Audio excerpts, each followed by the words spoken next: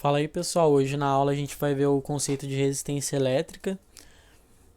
Então, a questão é o que é resistência elétrica, né? A resistência elétrica, se a gente for fazer um comparativo lá com a tensão que a gente estudou na última aula, a resistência é basicamente o oposto da tensão.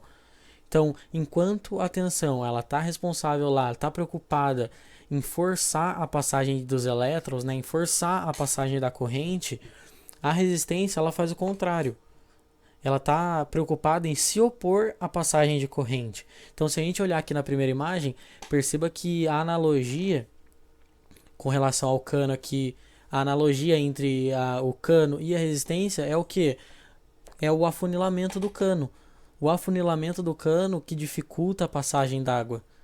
Então, lá no nosso circuito, a resistência é ela que vai dificultar a passagem da nossa corrente. Então, nos nossos circuitos, nós temos duas formas de representar os resistores, né, ou resistência. A gente fala bastante resistores, dá na mesma. E a resistência, ela é definida por essa fórmula aqui, na qual a resistência ela é inversamente proporcional à área e diretamente proporcional à resistividade e ao comprimento do objeto. Então, esse Pzinho aqui, ele é o Pzinho, na verdade, é o Rho, né, uma letra grega. E o Rho, é a resistividade, ele é basicamente uma resistência específica de cada material, sabe? E é uma coisa que é tabelada e tal. A gente pode consultar aí na internet. É específico de cada material. Uma outra coisa é como que o nosso chuveiro elétrico ele esquenta a água. Isso é uma coisa um pouco curiosa, porque como que a gente pega a resistência elétrica mais a energia elétrica junta e isso gera calor que esquenta a nossa água. Como que esse calor acontece? Como que esse calor passa a existir? A resposta para isso é que quando a gente junta essas coisas, a gente acaba tendo a manifestação do efeito Joule, né?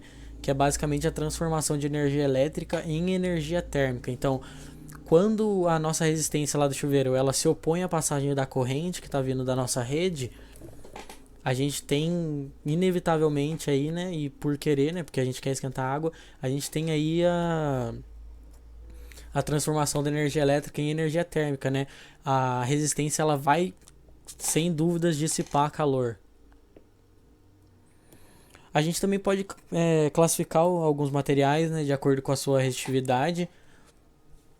Então, os condutores, eles são caracterizados por terem baixa resistividade, consequentemente, eles suportam altas correntes. E por que isso acontece? Porque nos condutores a gente tem uma alta liberdade dos elétrons, né? Então eles conseguem transitar lá, e trânsito de elétron a gente já sabe que é corrente elétrica. Se isso acontece de maneira fácil, então a gente tem uma baixa resistência e então possivelmente a gente tem uma alta corrente.